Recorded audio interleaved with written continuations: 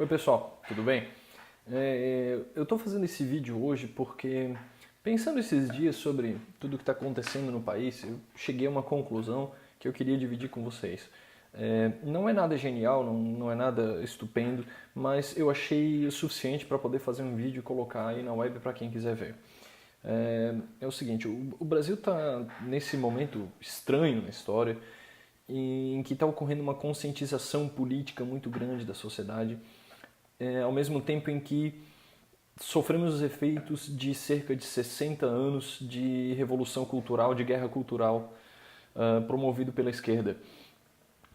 E ao mesmo tempo, o que é estranho, parece ter uma centelha de conservadorismo e de direita florescendo no país.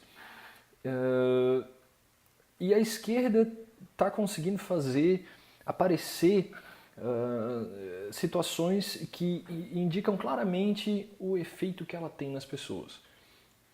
Uma dessas coisas está sendo muito bem representada por aquele perfil que tem no Twitter e tem também no Facebook, que é o antes e depois da Federal.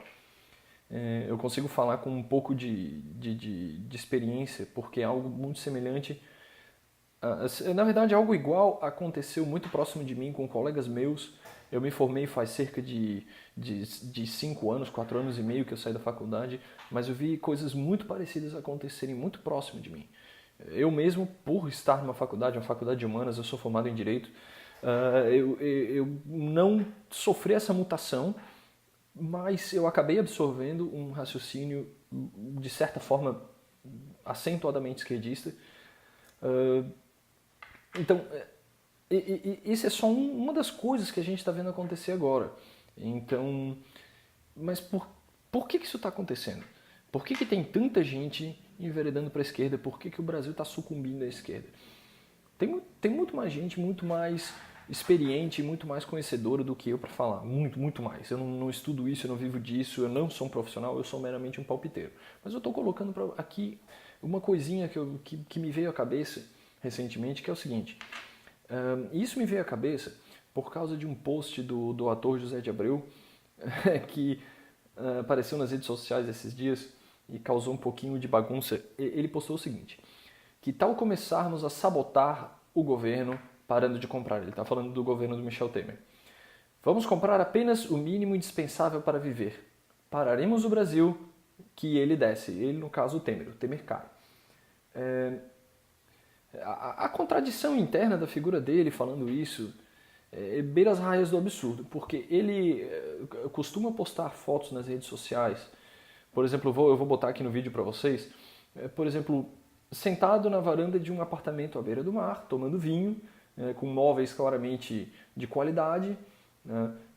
Ou então num restaurante comendo caviar à frente de queijos e vinho, ou então, e essa aqui também me chamou um pouco mais de atenção do que as outras, ele sentado no que parece ser um escritório, muito provavelmente na casa dele, à frente dele um computador iMac, do lado um laptop, ele mexendo num tablet, uma televisão LCD, um Xbox 360 todo vermelho ali, todo bonitão, num ambiente claramente decorado.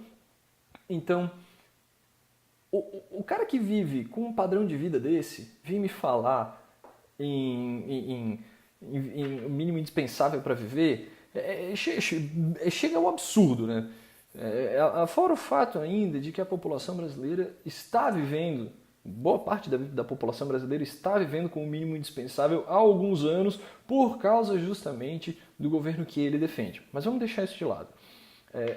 O fato a contradição mais absurda é que uma figura dessa vem me falar em viver do mínimo indispensável, coisa que claramente ele está muito acima, para defender um governo de esquerda, quando ele claramente desfruta de todos os benefícios que apenas o capitalismo e a direita podem trazer para ele.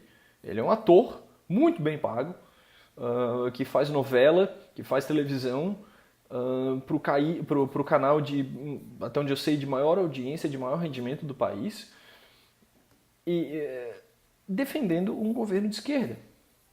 Então é muito fácil você desfrutar das coisas boas do capitalismo querendo pregar comunismo. E isso demonstra claramente que, eis o meu ponto, ele faz parte desse grupo de pessoas que foi enganado pelo seu professorzinho de história. Lógico, é bem possível que ele não tenha sido enganado pelo professor de história, mas a gente gosta de falar isso, que é bem o discurso de professor de história de segundo grau. Quer dizer, o comunismo vai levar a todos e todos, justamente a essa situação que ele vive. Uma situação de fartura, de ter tudo do bom e do melhor, de não faltar nada da vida dele.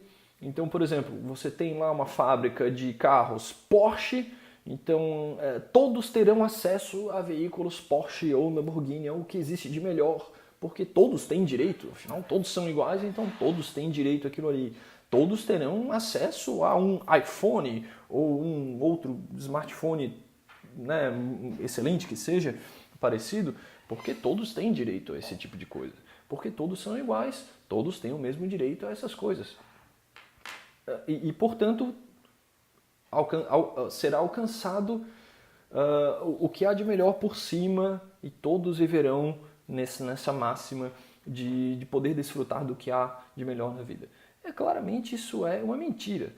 O comunismo nunca faz isso. O comunismo não chega a isso.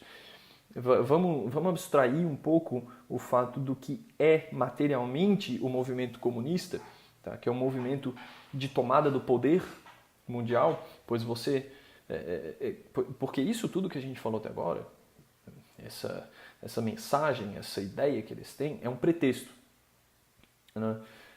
O instrumento efetivo para você conseguir alcançar a finalidade é a absoluta e inquestionável tomada do poder. Então, em um país, o movimento comunista toma todos os espaços, toda a máquina estatal, todos os meios de ação imagináveis e possíveis e domina completamente a sociedade, o Estado e a máquina em todas as suas figuras possíveis. E com isso, ela consegue achatar as diferenças sociais. Esse é o pretexto, mas está ali o mecanismo, a dominação completa de poder. Só que os efeitos nunca serão essa figura, essa imagem aqui que vocês conseguem ver, que eu estou botando de novo aqui na tela para vocês. Nunca será essa a finalidade, nunca será esse o resultado do comunismo. Por onde passa o comunismo, na verdade, traz morte, fome, desgraça e muitas vezes genocídio. Tá? É muito simples vocês verem o que é comunismo. Olhem para Cuba. Cuba está muito longe de ser esse paraíso abreuniano. Venezuela está muito longe disso. E eu gostaria de questionar o seu José de Abreu se o mínimo indispensável dele é o mínimo indispensável venezuelano, onde não tem sequer um papel higiênico, uma escova de dente. Então ele faz parte, eu creio que ele faz parte desse grupo de pessoas que não entendem, não sabem o que é efetivamente o movimento comunista, o socialismo e a esquerda. Tá? Tomando aqui o título do livro do Bené Barbosa, mentiram para você sobre o comunismo, mentiram para você sobre a esquerda. Ou então o título do livro do Flávio Quintela, mentiram e muito para você. A esquerda não é isso. Tá? E eu creio que a grande maioria dos esquerdistas não entendem e não sabem o que é o movimento comunista e o que é a esquerda. Eles não acham que seja o que ele efetivamente é, eles acham que é essa historinha de cor-de-rosa, essa historinha muito bonita, que é uma história para criança. Então, eu acho que e eu digo muito o que eu acho porque, de fato, como eu disse, eu não ganho a vida para isso, eu não estudo isso a fundo, eu sou efetivamente um palpiteiro. A minha percepção é que, acima do que a raiva, que muitas vezes, frustração, raiva que pessoas, conservadores, libertários, liberais clássicos possam ter com indivíduos de esquerda, muito mais do que raiva ou frustração, nós temos que ter uma certa compreensão e reeducar esses indivíduos, porque eles foram enganados.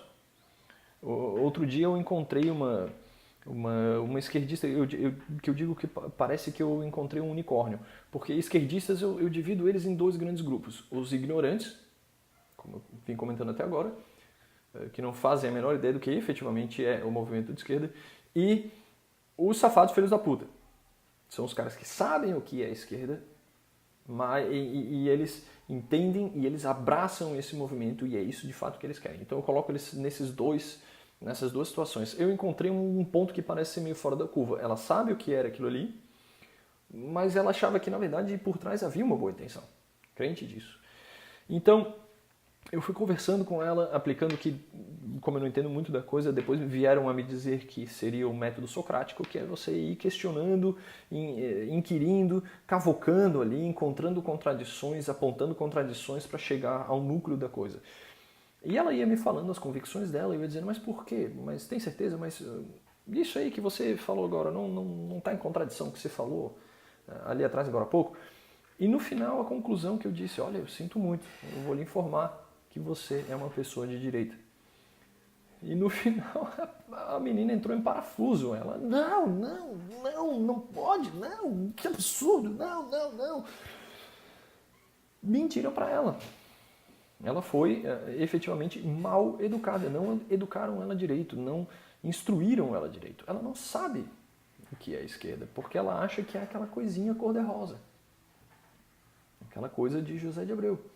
Então, fica aqui uma breve constatação minha, que é o que eu acho que tem causado muito problema é a capacidade da esquerda de mentir para as pessoas e de enganar as pessoas. Eu não tenho dúvida disso. E cabe a nós, mais do que entrar para a briga, instruir os indivíduos para que não caiam nesse tipo de cilada.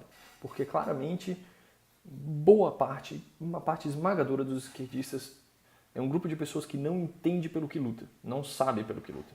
Eles não entendem o que é esquerda, o que é comunismo, o que prega comunismo, o que almeja o comunismo, o que instrumentaliza o comunismo. E cabe a nós que entendemos um pouco, pelo menos qualquer pessoa que entende um pouco disso, instruir os outros, certo?